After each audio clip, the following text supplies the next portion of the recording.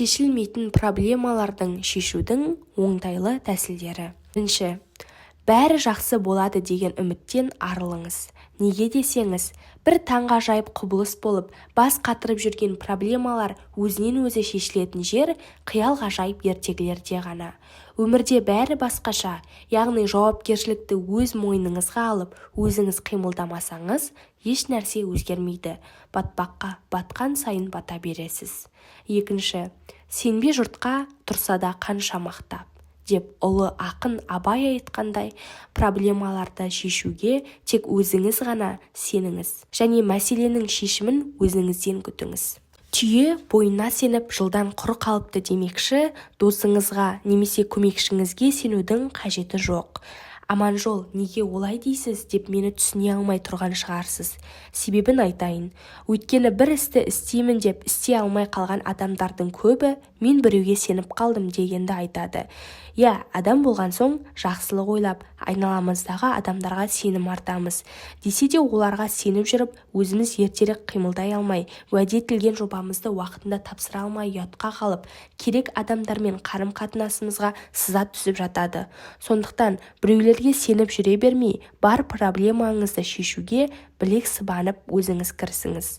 Үшінші, тұрса да қанша қиын боп, шын кіріскен адамға шешілмейтін түйін жоқ. Осыны естен шығармаңыз. Өлген адам ғана қайта тіріле алмас, ал қалған нәрселер ерте ме, кеш пе өз шешімін табатыны шындық. Келісемін, күнделікті күйбең тіршіліктің кейбір проблемалары өз шешімін таппайтындай қорқынышты көрінеді. Бірақ сіз қорқынышыңызға бой алдырмай, проблеманың бетіне тік қараңыз. Сонда ғана қорқынышыңыз күшке, күдігіңіз күлкіге айналады. Бастысы, бар энергияңызды проблеманы ойлап қайғыруға жұмсамай, сол проблемаларды шешу жолын іздестіруге бағыттаңыз. Төртінші, проблема ол өмірдің, талпыныстың көрінісі. Сізге бір жағымды жаңалық айтқым келіп отыр. Қандай дейсіз бе? Өмірлік проблемалар ешқашан таусылмайды. Есте ұстаңыз. Өлген адамда ғана проблема болмайды. Сондықтан менің басымда ғана осындай проблема бар деп салыңызды суға жібермей, өмірге шынайы көзқараспен қараңыз. Өмір бар жерде талпыныс бар, талпыныс бар жерде сәтсіздік бар. Ал біздің міндетіміз сәтсіздігіміз бен проблемаларымыздан сабақ ала отырып даму, жақсы өмір сүруге талпыну. Бесінші, проблеманы шешуге сана сеніміңіздің бар күшін бөліңіз. Ал сана сеніміңіздің күшін қалайша толық пайдалана алсақ болады? Басты құпия ол өзімізге өзіміз қоятын сұрақтарда болып табылады.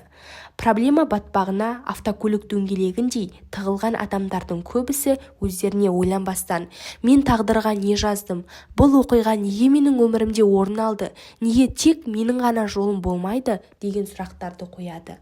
Ал біздің миымыз қайталап қоя берсек, кез келген сұрақ өз жауабын беретін күшке ие. Ойланыңызшы, жоғарыдағы сұрақтың жауаптары сізді қуанта ма? Әрине жоқ. Ол сұрақтар бізді депрессияға түсуімізге көмектеспесе, проблемамызды шешуге арналған тәсілдер мен шешімдерді табуға еш көмектеспейді. Сондықтан жауапты өзгерткіңіз келсе, жауапты туындатқан сұрақтарды өзгертіңіз. Ол сұрақтар тізім төменде көрсетілген. Проблемаларды шешуге көмектесетін сұрақтар. 1. Бұл проблеманы ойдағыдай шешу үшін дәл қазір мен не істеу керекпін? Кімдермен кездесіп, кімдерге хабарласу керекпін? 2. Бұл проблема өмірде екінші рет орын алмау үшін мен не істеу керекпін? Мінезімнің қай тұстарын өзгерту керекпін? Қандай әдеттерді өз бойымда дамытуға міндеттімін? Бұл проблеманың жағымды жағы бар ма? Бар болса ол не? Осы проблема арқылы өмір мектебі маған не үйреткісі, не ұғындырғысы келді? Бұл сұрақтар тек проблемаңыздың шешуге ғана емес, сіздің тұлға ретінде дамуыңызға көмегін тигізетіні сөзсіз. Бастысы, сұрақтарды өзіңізге қоя отырып, алған жауабыңызды қағазға жазып, тез арада іс жүзінде қолданыңыз. Қыранша өмір сүрейік. Үлкендер, орта буын, жастар жағы. Қанша болды бізге өмір басталғалы? Жігерсіздік, ойсыздық отан болып, таюда қанша адамның бастан бағы. Қайсарлықпен арманға жете біліп, жазылған дараланып дастандары. Бабаларды ұрпағы ойландырған тәуелсіздік болып бір бастарманы. Ел боп тұрмыз, еңсесі еңкеймейтін, сезіледі ерліктің астан дәмі. Бабалардай намысшыл болайықшы, қырандай қалықтаған аспандағы. Намыс қайда, күш қайда, жалын қайда? Беріліп ұрпағы жүр уайымдарға, ұрпағы жүр өстесең сылтау айтып, ұятың қайда, қазағым арың қайда? Қырандай тәуекелге бел байласаң, алам деген асулар алынбай ма? Сеніміңе жігерді серік етсең, қорқынышың, күдігің арылмай ма? Үлкен-үлкен істерсіз мәз боламыз, толғанына томпиып қарын майға. Ойланбастан ұйықтаймыз түске дейін, арманың ұрып тұрар дабыл қайда? Өмірі өтті деп кейде қапаланып, өкінеміз, өксеміз жата қалып, мәз бола балам бар деп қуанамыз, өзінше бір әке деп атақ алып. Тәрбиесі баланы ойлантпайды, ұмытқанбыз міндетті ата-аналық.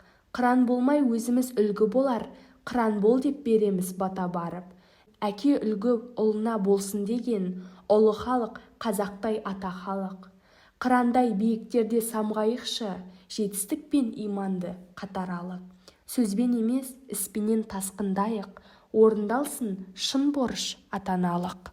Табысқа бастар шумақтар. Ұстай білгін өзіңді жағымды ойда, біле білсең тағың да бағыңда ойда. Жүрек көзің жақсылық көре білсін, жақсы ойдан жақсы іс табылмай ма?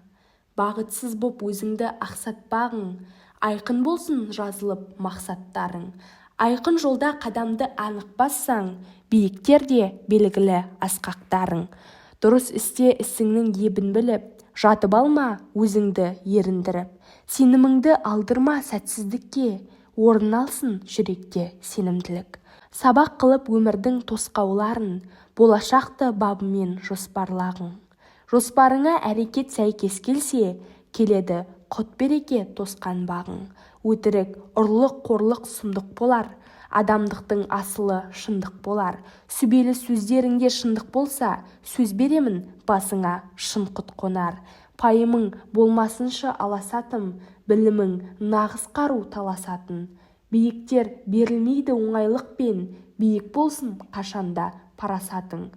Иманға жүрегіңді жетектегін, Алла алдында парызды өтеп бергін.